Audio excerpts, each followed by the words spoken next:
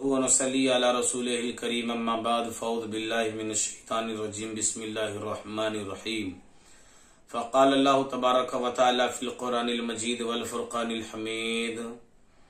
قل انما انا بشر مثلکم یوحى الی انما الہکم الہ واحد صدق اللہ مولانا العظیم وبلغنا رسولہ النبی الامین المتین الکریم ونحن على ذلك لمن الشاہدین والشاکرین والحمد للہ رب العالمین۔ میں نے جس آیت کریمہ کی تلاوت کیا ہے، اللہ تبارک و تعالی نے ارشاد فرمایا کہ اے حبیب آپ کہہ دیجئے کہ ظاہری صورت میں تم جیسا ہوں، میری طرف وحی کی جاتی ہے، تمہارا معبود ایک ہی معبود ہے۔ آئیے، آج بہت سے ایسے فرقے ہیں معاذ اللہ رب العالمین جو نبی کریم صلی اللہ تعالی علیہ وسلم کو اپنی طرح بشر کہتے ہیں، کیونکہ نبی کریم صلی اللہ تعالی علیہ وسلم کے درجات اتنے ہیں کہ قرآن مقدسہ کی 6666 آیتیں نبی کریم کی عظمت کا اعلان کر رہی ہے۔ آئیے میں پیش کروں حضرت عبداللہ ابن سلام رضی اللہ تعالیٰ عنہ۔ یہ ایمان نہیں لائے تھے، یہودیوں کے بہت بڑے ایک پائے کے عالم تھے۔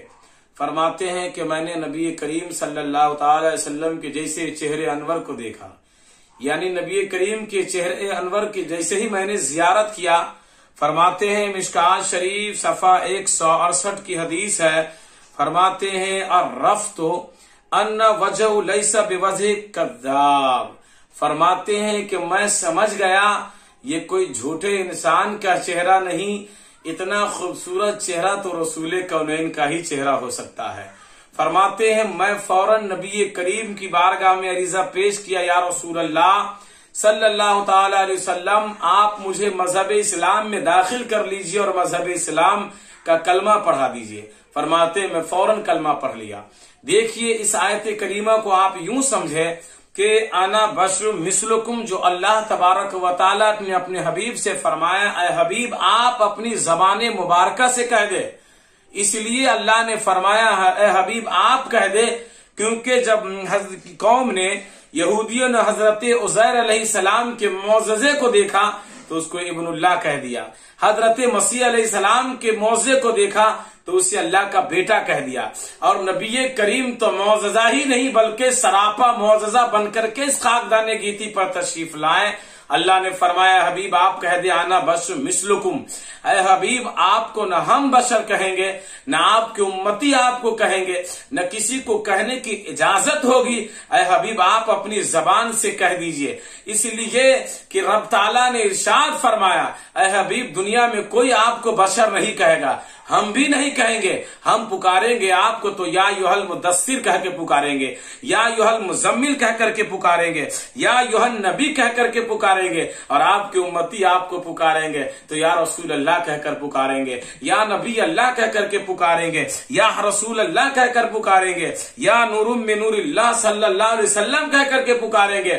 پتہ چلا کہ اللہ نے جو اپنے حبیب کو اس آیت کو اپنی زبان مبارکہ سے کہلوایا ہے، اس لیے کہ یہ عاجزو انکساری کے لیے اللہ نے کہا اے حبیب آپ کہہ دے، کیونکہ ہم سنیوں کا عقیدہ الحمدللہ کہ نبی کریم صلی اللہ علیہ وسلم کو اپنی طرح مثل کہنے والوں، اپنی طرح بشر کہنے والوں، وہ ہماری نظروں میں وہ ہم مسلمان نہیں ہیں، مذہب اسلام کے دائرے سے وہ خارج ہو چکا ہے، اس لیے کہ میں اپنے آقا صلی اللہ علیہ وسلم کو ہم سنی تو اپنی جان سے بھی زیادہ پیارا مانتے ہیں، ہم اپنی جان سے زیادہ نبی کی عزت کو قیمتی جانتے ہیں، اور ہر مسلمان کا